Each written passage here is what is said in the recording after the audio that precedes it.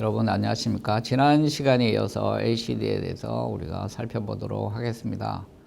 지난번에 TN-LCD, 트위스 니메틱 모드라고 할 수가 있죠. 다양한 모드들이 있습니다. 그 중에서 초기에 TN 모드가 많이 사용이 됐고 TN 모드에 대해서 살펴봤습니다. 이러한 TN 모드의 액정을 가지고 디스플레이를 구현하는 방식은 두 가지로 크게 구분이 됩니다. 패시브 매트릭스로 구동하는 패시브 매트릭스 어드레싱, 그 다음에 액티브 매트릭스 어드레싱이 있습니다. 두 가지에 대해서 살펴보도록 하겠습니다. 자, 지난번에 TN 액정, 노멀리 화이트로 주로 동작시키게 된다 이야기를 했고요. 그래서 자, 지금 전압을 가하지 않으면 이렇게 화이트가 되는 거죠. 화이트. 전압을 가하면 블랙이 됩니다. 중간 전압에 대해서는 이렇게 중간 밝기가 되는 것이죠. 그래서 두 장의 유리 사이에 교류 전압을 가게 됩니다. 그러면서 전압을 변화시키면 밝기가 변해서 우리가 원하는 밝기를 만들어낼 수가 있습니다.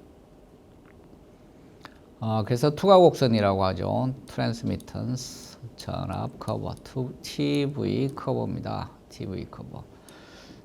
그래서 전압을 증가시켜 나가면 투과도가 처음에는 높았다가 일정 전압이 되면 투과도가 떨어지기 시작합니다. 그런 다음에 블랙으로 가는 거죠. 그래서 수볼트 이내에 블랙으로 갑니다. 그래서 낮은 전압으로 동작이 가능한 거죠. 노멀리 블랙으로 동작시키게 되면 반대가 되겠죠. 처음엔 투과율이 낮다가 전압에 따라서 투과율이 증가하는 평강판을 어떻게 붙여에 따라서 결정이 됩니다. 그리고 액정을 동작시킬 때는 직류를 사용할 수가 없습니다. 예를 들어서 5V 직류를 계속 공급하게 되면 처음에 이렇게 검은색이 되지만 시간이 지나면 점점 밝기가 변하게 됩니다. 자, 이러한 걸 방지하려면 전압의 극성을 바꿔주면 됩니다. 처음에 5V를 가했다면 그 다음에 마이너스 5V를 가하는 것이죠. 이렇게 되면 시간이 지나도 밝기가 변하지 않습니다. 이렇게 직류를 계속 가하게 되면 액정의 밝기가 변동이 생기기 때문에 그래서 항상 주기적으로 전압의 극성을 바꿔줘야 됩니다. 우리가 간단한 디스플레이는 이러한 세그먼트 타입, 이 각각이 세그먼트죠. 하나, 둘, 셋, 넷, 다섯, 그 다음에 보이지 않는 거 여섯, 일곱 개의 세그먼트가 있으면 이렇게 숫자를 표시할 수가 있죠. 그래서 여기에 TN 모드가 사용이 됩니다. 그래서 이건 조금 더 복잡하게 하려면 세그먼트 수를 늘리면 되겠죠. 16개의 세그먼트가 있는 경우가 되겠습니다. 이건 세그먼트 타입이고요. 자, 이렇게 행렬로 되어 있는 자, 1-1, 1-2, 1-3, 그 다음에 1-1, 2-1, 여기는 2-2겠고, 이렇게 우리가 잘 아는 행렬, 행과 열로 이루어져 있는 이러한 디스플레이도 있습니다. 우리가 주변에 보는 대부분의 화질이 좋은 디스플레이는 다 이 매트릭스 구성을 하고 있죠. 그래서 일반적으로 우리가 보는 모니터라든지 휴대폰의 화면은 다 이런 매트릭스 배열을 가지고 있습니다. 간단한 시계 등은 이렇게 세그먼트 타입으로 구성이 되어 있죠. 이렇게 타입별로는 디스플레이를 이렇게 구분해 볼 수가 있겠습니다. 그리고 이러한 매트릭스에 트랜짓을 사용하는 경우 혹은 다이오드를 사용하는 경우 이게 이제 액티브 소자라고 하는 것이죠. 그렇게 되면 우리가 액티브 매트릭스 방식이라고 합니다. 그러한 소자를 사용하지 않는 경우는 우리가 패시브 매트릭스 방식이라고 하죠. 앞에서 본 이 매트릭스에서 이런 액티브 소자가 없는 경우가 패시브 매트릭스가 되겠습니다. 여기에 트랜짓을 사용하는 경우 앞에서 우리가 공부했던 비정제 실리콘 TFT를 사용한다거나 다결정 실리콘을 사용한다거나 이런 것들은 다 액티브 매트릭스의 구성 요소가 되는 것이죠. 그래서 LCD가 크게 액티브 매트릭스, 패시브 매트릭스로 구분이 되고, 액티브 매트릭스는 암호흡 실리콘을 사용하는 거 혹은 폴리실리콘을 사용하는 거, 요즘은 산화물 트랜지스도 사용하고 있죠. 이런 액티브 소자를 사용해서 보다 좋은 화질을 만들어내고 있습니다. 요즘은 별로 사용하지 않는데 초기에는 이 다이오드 방식도 사용했습니다. 이런 것들도 액티브 매트릭스에 들어가는 것이죠. 자, 이런 것들은 패시브 매트릭스입니다. 여기에는 과거의 휴대폰이죠. 여기에는 LCD이긴 하지만 트랜지스터가 사용이 되지 않습니다. 그래서 이거를 우리가 패시브 매트릭스 타입이라고 하죠. 패시브 매트릭스는 좋은 화질을 만들어내기가 어렵습니다. 이것들도 개인 휴대 단말기, 이것도 패시브 매트릭스고요. 그래서 간단한 텍스트 정도가 한계입니다. 이게 이미지를 구현하기는 쉽지가 않다는 거고요. 그래서 정리를 해보면 액티브 매트릭스는 각 화소에 트랜지스터가 이렇게 들어 있습니다. 패시브 매트릭스는 그런 게 없죠. 그냥 투명 전극이 가로 세로로 배열이 되어 있습니다. 그래서 보면 이렇게 유리가 두 장이 있고 투명 전극 ITO가 각각 수직 방향으로 패턴이 되어 있고 그 교차점에서 밝기가 결정이 됩니다. 두 장의 유리 사이에 물론 액정이 들어있겠죠. 근데 이렇게 동작을 시키게 되면 좋은 화질을 만들어낼 수가 없습니다. 물론 공정 비용은 줄어들겠죠. TFT를 사용하지 않으니까 투잡이라든지 공정 원가라든지 이런 것들은 매우 줄일 수 있습니다. 자, 밝기는 액정에 가해지는 전압, 차이 전압에서 결정이 됩니다. 예를 들어서 한쪽 전극에 20V의 전압을 가하고 아래쪽에 3V의 전압을 가했다고 하면 자, 액정은 그 차이 전압 17V가 되겠죠. 17V에 대해서 반응을 하게 됩니다. 만약에 여기에 마이너스 3V를 가했다면 여기는 23V가 되겠죠. 액정에 걸리는 전압은 23V가 됩니다. 액정의 밝기는 이 전압에서 결정이 되는 것이죠. 자, 위의 전극이 0V고 공통 전극이라고 합니다. 전부 다 공통으로 한 전극으로 되어 있죠. 자, 아래쪽은 화소 전극입니다. 화소마다 각각 독립이 되어 있는데 자, 이런 경우에 아래쪽에 마이너스 3V, 위에 0V라고 하면 자, 액정에 걸리는 전압은 마이너스 3V가 되는 것이죠. 만약에 여기에 3V를 가했다. 그러면 전압은 똑같지만 플러스 3V가 됩니다. 자, 화소 전극을 기준으로 부호를 붙이게 됩니다. 화소 쪽에 전압이 높으면 플러스가 되는 것이죠. 그래서 0, 3V의 경우에는 플러스 3이 됩니다. 0, 마이너스 3일 경우에는 마이너스 3이 되는 것이죠. 그렇게 해서 부호를 결정합니다. 자, 그래서 PMLCD를 우리가 생각을 하게 될 때 실호전압을 사용하게 되는데 실호전압을 살펴보도록 하겠습니다. 자, 교류전압을 이렇게 가게 되면 자, 이렇게 시간에 따라서 전류가 변하게 될 겁니다. 점점점 전류가 증가했다가 다시 감소해서 반대 방향으로 흐르다가 이렇게 반복하게 되는데 이 파워, 소비 전력이라고 할 수가 있죠. 파워는 전압 곱하기 전류입니다. 그래서 V하고 I가 시간에 따라서 변하게 되니까 파워는 자, 시간에 따라서 변합니다. 그래서 V는 IR이니까 IR을 대입하면 I제곱 R로도 쓸 수가 있고요. 그 다음에 I는 R분의 V니까 R분의 V제곱 형태로도 쓸 수가 있습니다. 다 같은 값이 되겠죠. 자, 이렇게 시간에 따라서 변하는 파워인데 일정 간격으로 반복이 되면 주기가 T가 되겠죠. 그래서 T 동안의 에버리지 파워를 계산하게 됩니다. 그래서 T 동안의 파워를 다 합친 다음에 다 적분한 다음에 시간으로 나누어지면 평균 파워가 되겠죠. 평균 파워. 그래서 R분의 R은 요 저항이 되겠죠. R분의 V제곱. V는 이제 변하는 전압입니다. 한 주기 동안 변하게 되고 그 다음부터는 반복해서 똑같은 패턴으로 변하게 되니까 한 주기 동안만 적분을 합니다. 그래서 이거를 다 합쳐주는 거죠. 그렇게 한 다음에 주기로 나누면 평균 파워가 됩니다. 파워가 계속 변하게 될 텐데 평균 파워를 계산한 거죠. 자, 그래서 이렇게 평균 파워가 계산이 되는데 자, 같은 요 P 에버리지하고 같은 파워를 주는 직류 전압, 그것을 우리가 이 교류 전압의 실효 전압이라고 합니다. 그래서 이 교류 전압의 파워, 평균 파워하고 동일한 파워를 주는 직류 전압. 그것이 바로 이 교류 전압의 실호 전압이 되는 겁니다. 루트 민 스퀘어, VRMS라고 하는 것이죠. 실호 전압을 계산하게 되는데, 보통 우리가 220V 가정용 전압이라고 하면 실호치를 이야기하는 겁니다. 실제 피크 전압은 220V보다도 높습니다. 자, 평균하면 220V가 되는 것이죠. 자, 그래서 실호 전압을 우리가 이렇게 정의를 할 수가 있습니다.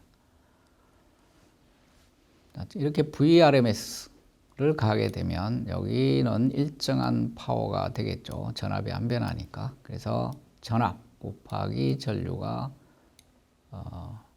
파워가 될 텐데, 자, I는 R분의 V니까 이렇게 쓸 수가 있죠. 그래서 R분의 V 제곱 RMS가 파워가 됩니다. 바로 요거하고 에버리지 파워가 같아지는 거, 그게 정의죠. 그래서 VRMS를 알 수가 있습니다. 요 교류 전압의 VRMS를 알 수가 있는 것이죠.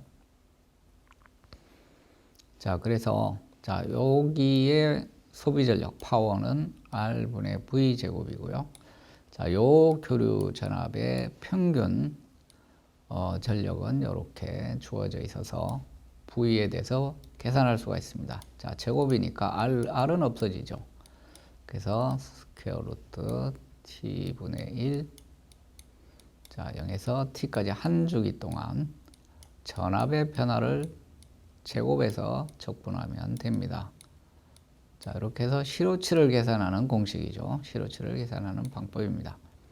자, 그래서 다시 써보면 이런 거죠. 그래서 어떤 교류 전압 V가 있을 때 실호 전압은 이렇게 계산이 된다는 겁니다. 그래서 정의에서 실호치를 계산하는 공식을 만들어낸 겁니다.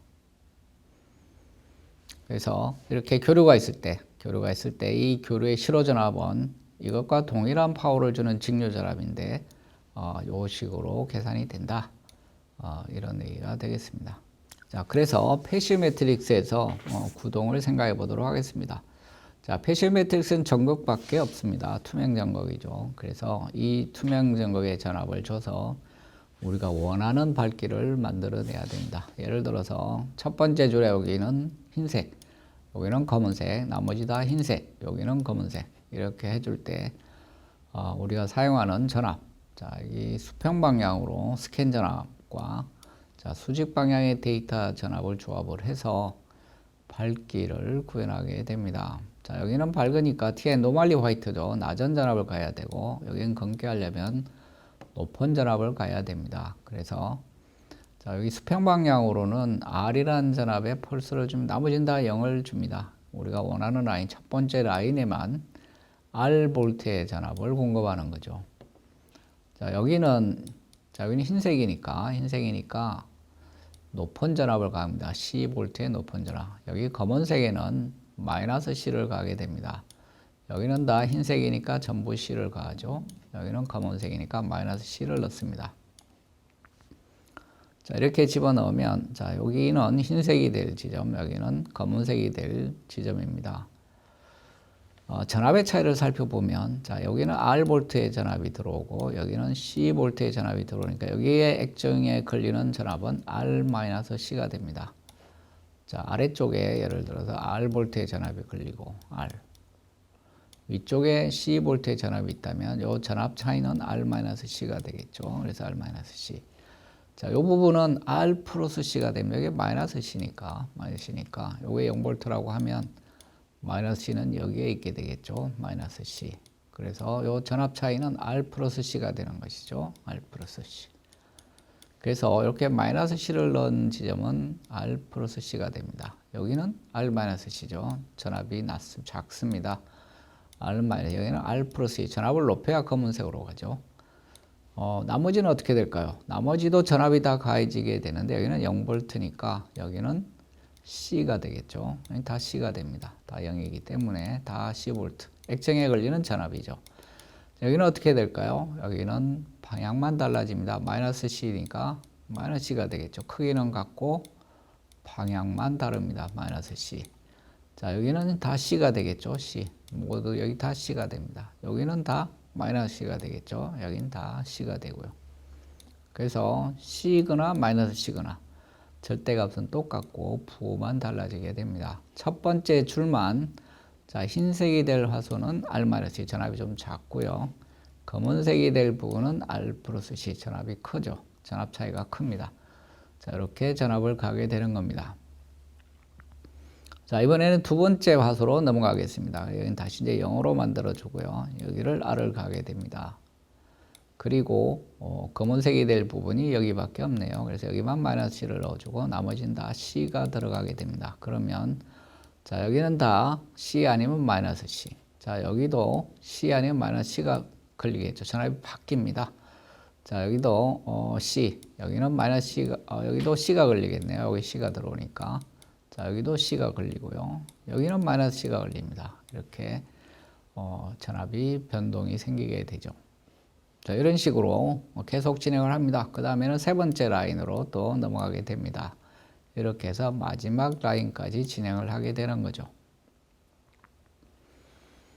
자 그래서 요 화소의 전압이 그래서 시간에 따라 변하는 걸 알 수가 있습니다. 처음에는 여기는 R-C였는데 자 두 번째 라인을 진행할 동안에는 여기가 지금 C가 됐죠. C가 됐습니다. 여기는 처음에 R 플러스 C만큼의 전압이 걸렸는데 두 번째 라인을 진행할 동안에는 역시 C로 바뀌었죠. C로 바뀌었습니다. 자, 이런 식으로 전압의 변동들이 생기게 됩니다. 그래서 이 화소의 전압의 변화를 살펴보면 맨 처음에 여기에 R이 들어올 때만 R-C가 되고 그 이후에는 여기에 들어오는 전압에 따라서 C가 될 수도 있고 마이너스 C가 될 수도 있습니다.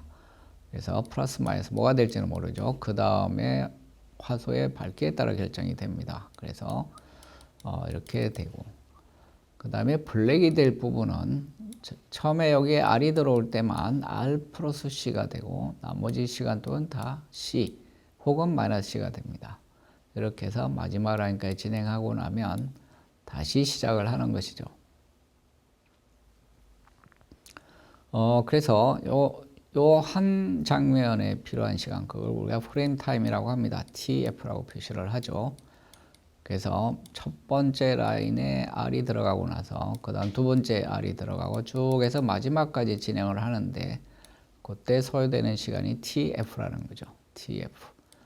그래서 자 여기 n개가 있으면 자 라인이 n개가 있으면 각각은 n분의 tf만큼 시간이 할당이 되겠죠. 라인이 100개가 있다면 1번부터 100번까지 있다면 100분의 tf가 되겠죠. 그래서 쭉 해서 마지막까지 다 합치면 이게 tf가 되는 겁니다. 그런데 이 화소는 그 중에서 첫 번째 시간 n분의 tf 동안만 R-C가 됩니다. 나머지 시간 TF에서 n분의 t를 뺀 시간 동안에는 C거나 마이너스 시간 둘 중에 하나죠. 그 다음에 블랙 화소를 보겠습니다. 블랙 화소는 n분의 tf 동안 처음에 tf 동안 얼마죠? R 플러스 C가 됩니다. R 플러스 C. 여기 전압 차이가 생기죠. 자 여기는 R-C인데 흰색 화소는 R-C인데 블랙 화소는 R 플러스 C가 걸렸고 나머지 시간 동안에는 똑같습니다. C가 걸리거나 마이너스 C가 걸리거나 이렇게 되는 거죠. 이러한 전압 변화에 대응해서 액정의 밝기가 결정이 되는데 요 실효 전압, 전압이 변하고 있죠. 처음에는 R-C였다가 그 다음에 C 아니면 마이너스 C가 계속 반복이 됩니다. 그래서 요 교류 전압의 실효치에 의해서 밝기가 결정이 됩니다. 블랙도 마찬가지고요. 그래서 이 화소의 실효값을 액정에 걸리는 전압의 한 프레임 타임 동안의 실효값을 계산하면 액정의 밝기를 결정할 수가 있습니다. 실효값 공식은 앞에서 계산을 했죠. 자, 전압의 제곱을 한 주기 동안 적분하고 루트를 씌웁니다. 그리고 T 루트 T분의 1을 해주면 실효값이 계산이 되고 이 실효값에 따라서 액정의 밝기가 결정이 됩니다. 여기 밝은 화소는 n분의 tf 동안 R-C가 됐다가 나머지 n분의 tf가 계속 되는 동안 C 아니면 마이너스 C 둘 중에 하나입니다. 계속 끝까지 가는 거죠.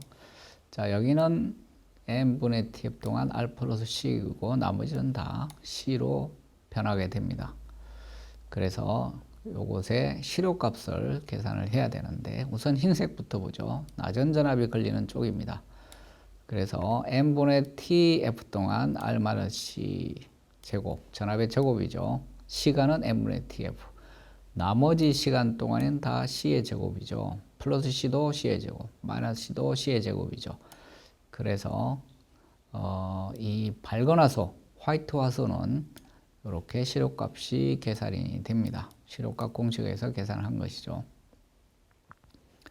자, 이게 검은색 화소도 실효값을 계산할 수가 있겠죠. 그래서 n분의 tf 동안은 r 플러스 c였으니까 자, r 플러스 c를 사용해야 됩니다. 그죠? 그래서 자, r 플러스 c의 제곱, 그 다음에 시간은 n분의 tf입니다. 나머지 시간에는 다 c제곱이죠. 이렇게 해서 자, 하이라고 썼는데 높은 전압에 걸리니까 RM에서 H로 표시를 했습니다.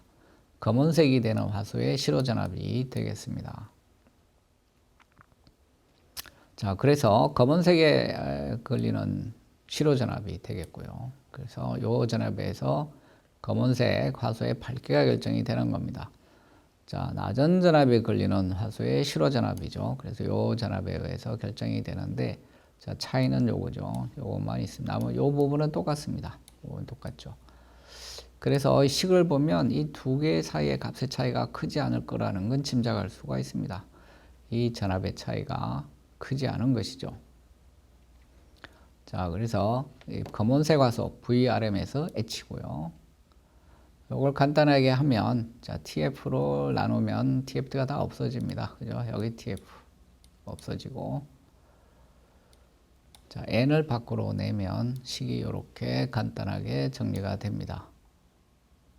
자, 로우 전압도 마찬가지죠. 정리가 됩니다. 저렇게 정리가 되는 것이죠. 그래서 이 두 개의 B를 구해요. B가 클수록 좋겠죠. 로우 전압하고 하이 전압이 B가 커야 좋을 텐데 이렇게 식을 B를 구해 보겠습니다. 요거는 없어지죠. 그리고 C로 R을 나누면 이렇게 C분의 R이 나오게 됩니다. N은 개수죠. 수평 방향의 라인의 개수입니다. 100개가 될 수도 있고 50개가 될 수도 있고 개수죠. 그래서 N은 상수라고 할 수가 있습니다. 패널이 한번 설계가 되면 N은 고정이죠. C분의 R이 변수입니다. 즉 R을 얼마를 갈 거냐 하는 문제고요. R을 얼마의 전압을 주는 게 좋으냐.